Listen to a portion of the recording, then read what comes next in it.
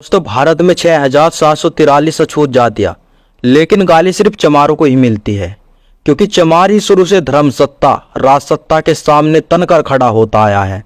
चमारों ने ही मिट गए बौद्ध धर्म को जिंदा किया, आदि धर्म को खड़ा किया और ब्राह्मणों की धर्म सत्ता को चुनौती दी।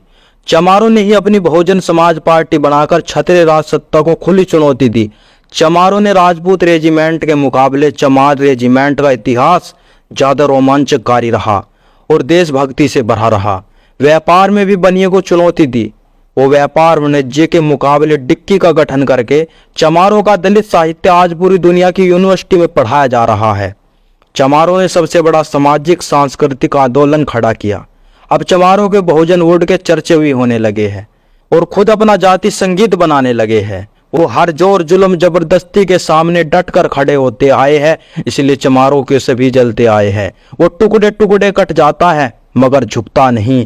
केवल वही है जो मनु और तुलसीदास की लिखी अमान्य बातों को नकारता है, उनसे विपरीत परिस्थितियों में भी शिक्षा में ब्राह्मण के वर्वच्छ को तोड़ता है। चमार एक जिंदा कौम है, जागृत कौम है। इसलिए यही कहा जाता है कि 6,743 अछूत जातियों में कोई कुछ भी करे, लेकिन गालियां सिर्फ चमार को ही मिलती है। इसलिए कहावत बनी है कि जब चमार का शासन आता है तो चमड़े के सिक्के भी चला देता है। श्री गुरु रविदास जी ने भी कहा है कि रविदास खलास चमारा, जो हम शहरी सुमीत हमारा। ये गाली इस बात का प्रतीक है कि चमार जागृति के मार्ग पर है, कि जो भी ब्राह्मणवाद और मनुवाद के खिलाफ खड़ा होता है।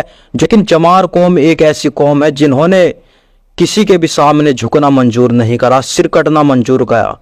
अंग्रेज आए उनके सामने नहीं झुके, मुसलमान आए उनके सामने नहीं झुके, और फिर ये ब्राह्मण पंडित मनुवाद के सामने भी चमार कभी नहीं झुके। चमार एक ऐसी कौम है जिन्होंने मेहनत करके खाई, संघर्ष करके खाया, लेकिन कभी अपने आप को बेचने नहीं दिया, कभी अपने आप को दबने नहीं दिया, और कभी जुल्म के सामने खड़े रहे लेकिन झुके नहीं। गुरु गोविंद सिंह को चमकौर की गढ़ी से बचाने वाले भी संगत सिंह चमार कौम से ही थे।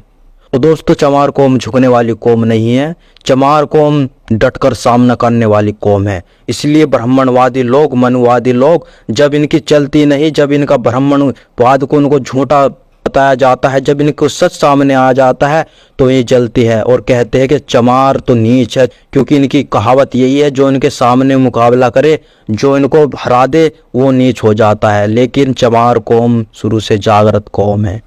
और लास्ट में इतना ही कहना चाहूँगा, चमार झुकते नहीं झुकाते हैं, इसीलिए तो कुछ मनुवादी इनसे जल जाते हैं। संघर्ष करना हमारे खून में है, हम मेहनत करके खाने वाले हैं। और तुम कितना ही नीच कहो, लेकिन चमार अब किसी से दबने वाले नहीं है। ढोंगी पाखंडी ब्राह्मणवाद मनुवादियों की सत्ता हिलाकर रख दे। चमार वो कौम है, अपनी पे आए तो इतिहास मिटा कर रख दे।